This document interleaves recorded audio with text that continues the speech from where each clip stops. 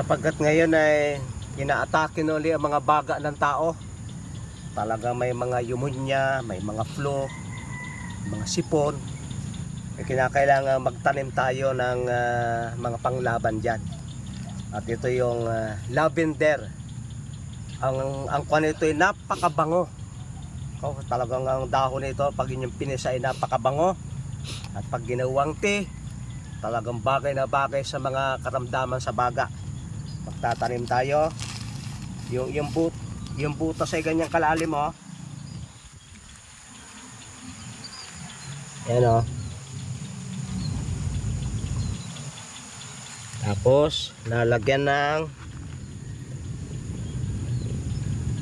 chicken manure.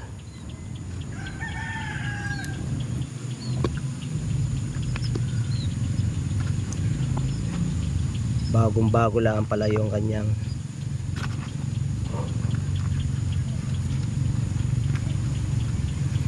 itong kukupit ay inilalagay para kahit summer hindi madaling matanggal yung basa.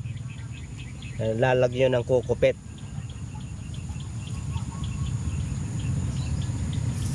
At itong tuyo na dahon ng dayami ng palay.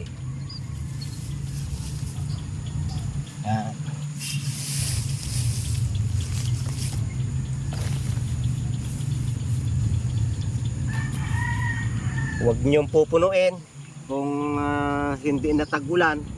Pag tag-ulan, inyong pupunuin. Magtatanim din tayo ng tawagin ay thyme. Itong thyme, napakabango ring herb. Pero siya'y pagkain. Magandang ihalo sa paggawa ng sauce.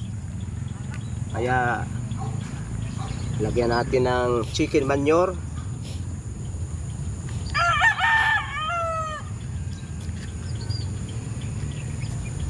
Lalagyan ng kaunting lupa.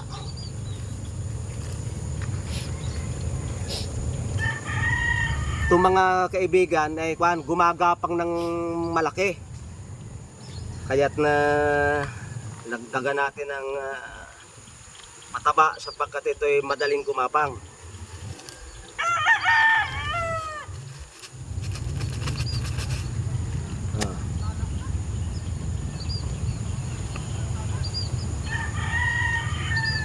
Baka umulan pa kaya ating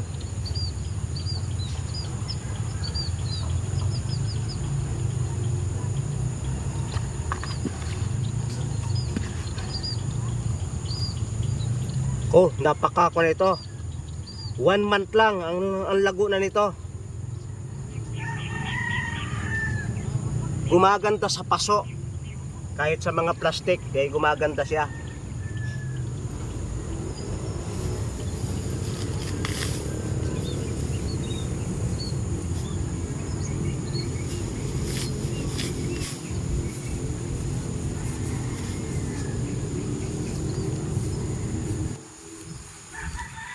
At yung kanyang gagapangan, ipapantay na ninyo.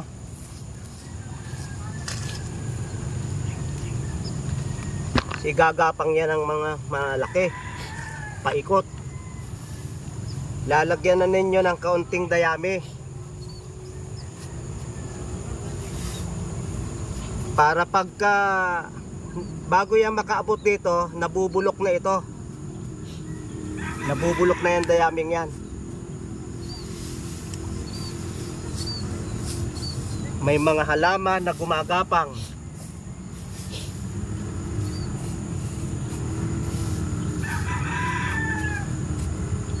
Yan. Diba, malamig yung kanyang pakiramdam.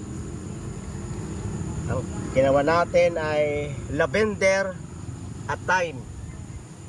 Ito ay basta mabango, basta may amoy, ayaw yan ng mga mikrobyo.